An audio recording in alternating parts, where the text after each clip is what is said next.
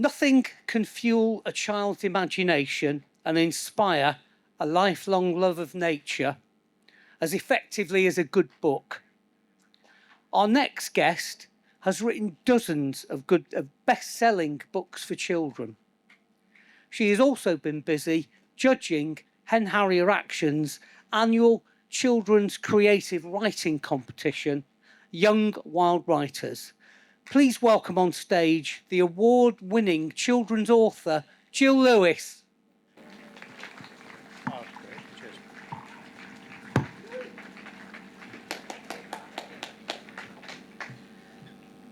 Hello, Hen Harrier Day. Woo! Well, I don't know how you follow Martin Simpson with that.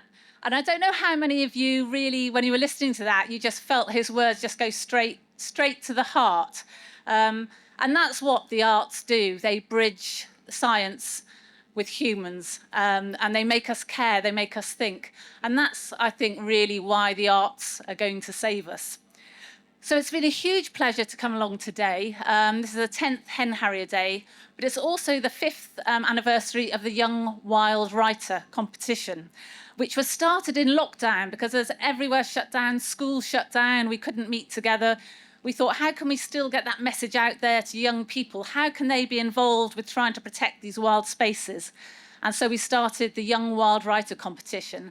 And each year it's gone from strength to strength, bringing new people, new schools, lots more individuals into entering the competition and having their voice, their young voice, to talk about wildlife. So what we know is that words really matter, and books matter too. And it was nearly 10 years ago that I wrote a book that changed my way of thinking.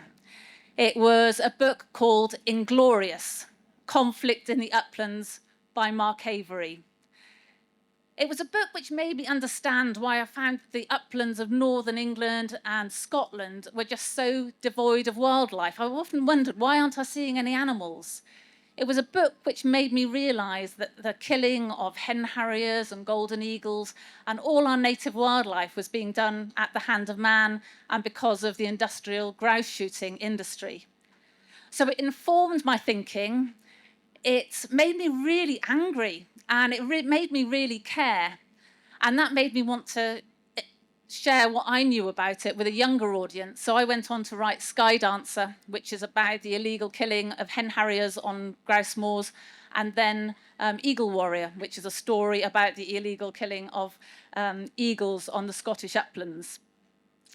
Because books are the fiercest beasts. What they can do is they inform, they educate, they engage, and ultimately books empower people. They empower people to take action. And it's hardly any wonder why repressive regimes, they try to burn books, they try to silence journalists, they try to silence young girls like Malala when she was writing, telling truth to power. I think it's why the last government tried to shut libraries, to silence people, not to learn about how to rise up about the inactions against humans and also the wildlife. But empowerment allows society to bring about change. And I think it's really easy that as an individual, we forget what we can do. We think, well, I can't make a difference. My voice doesn't count. But we've seen that one person can make a difference. And I think the recent riots by the far-right criminals brought decent people out into the streets. And each person who went out of their front door wanted to add their voice and stand firm to say that there has no place for racism in this country. And if we could harness this collective power to enable everybody in communities to come together to stand up for the wildlife, to stand up for the rights of animals and wild spaces, that would make a huge difference. But we can only do that if people know about and how to care about the animals and the wildlife where they live. And that's why we need communities to be informed and engaged. But how can we happen in a world that's just drowning in information, where AI is dominating, creating this homogeneous soup of computer-generated prose? And that's why we need writers and all forms of creative artists. We need art that carries an authentic, original voice. And we need those voices to rise above the noise and make us stop and think open our eyes to our own prejudices and to what's happening in the world. Because writing is a superpower. And it's a privilege to run the Young Wild Writer competition and hear these new voices. And we've had entries from all across the country, from all ages in the categories. And so what were the judges looking for when we were reading the entries? Amongst everything, it was the voice of the writer. It was their ability to make us think and reflect and to have an original viewpoint. We might have the same information that's given to us, but if it's presented in a different way, it makes us sit up and notice. And some entries were from the viewpoint of an animal, which allows the reader empathy with that animal suffering. And we were looking for structure and form and description, but ultimately, we were looking to see how the writing could engage at us with an emotional level to make us care and make us understand the threats and also make us think what we could do about it. So we had all forms of writing, from letters to stories to poems and prose. We had animals from orangutans to fruit bats, and we had places from the Arctic to the ocean floor and mountain ranges. And we had 3 categories. So these are the results of the Young Wild Writer Competition 2024.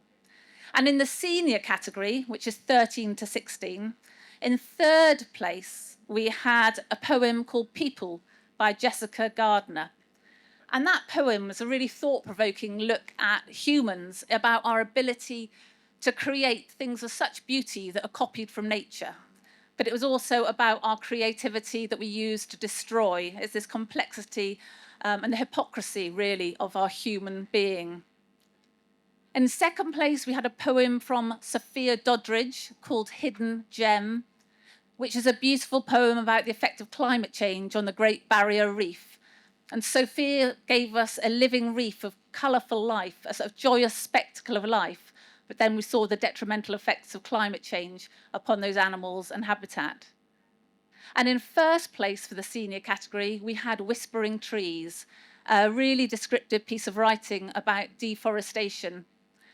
She took us to the rainforest where we could witness this, but she cleverly used the butterfly effect from having a blue morpho butterfly whose butterfly wings at that destruction of the rainforest created a hurricane out on the ocean.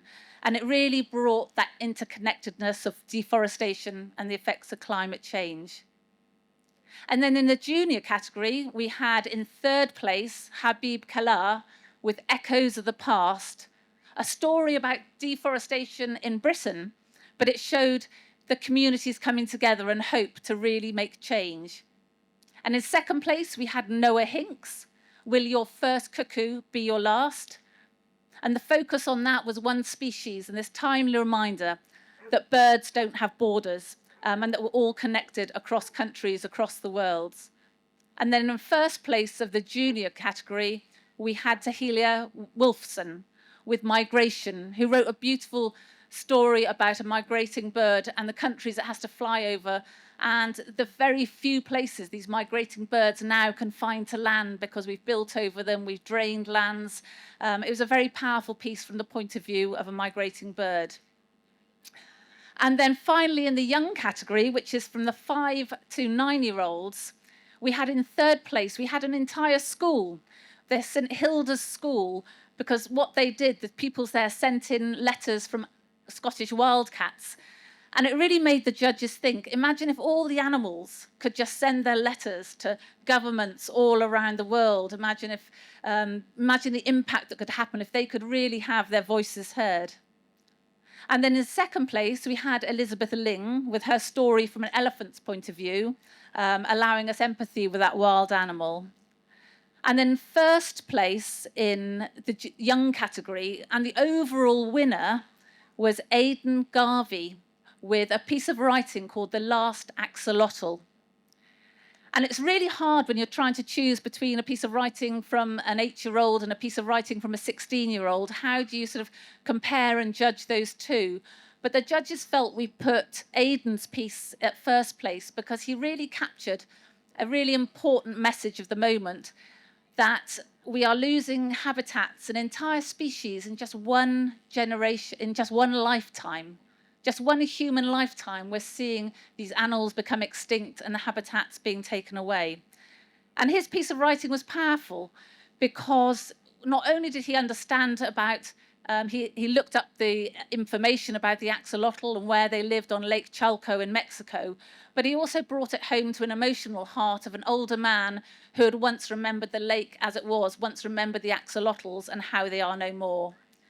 So I shall read the piece, The Last Axolotl by Aidan Garvey, aged 8. There was once a time when axolotls roamed freely in Lake Chalco, and humans had not yet interfered with their habitat.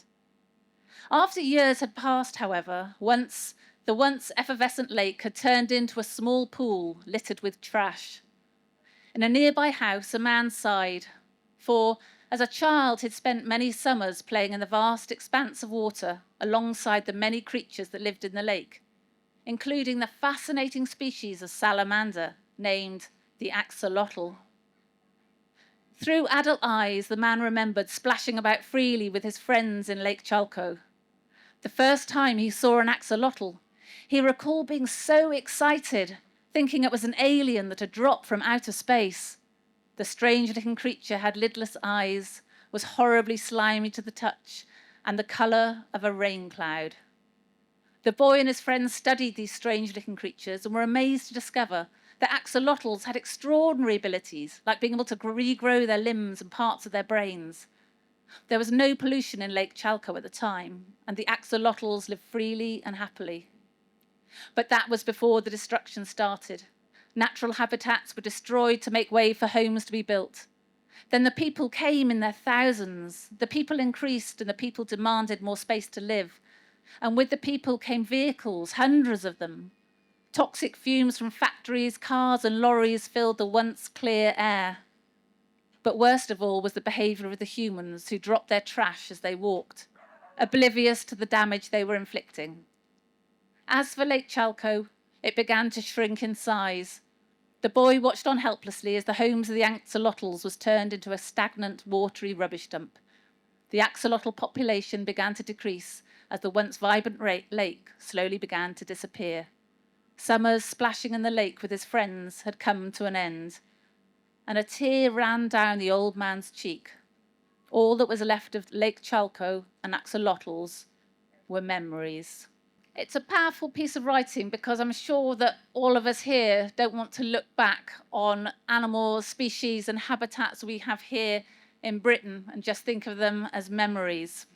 So it's been a huge privilege to read all the entries. There were some absolutely brilliant entries and it was really, really hard to pick apart and find a winner.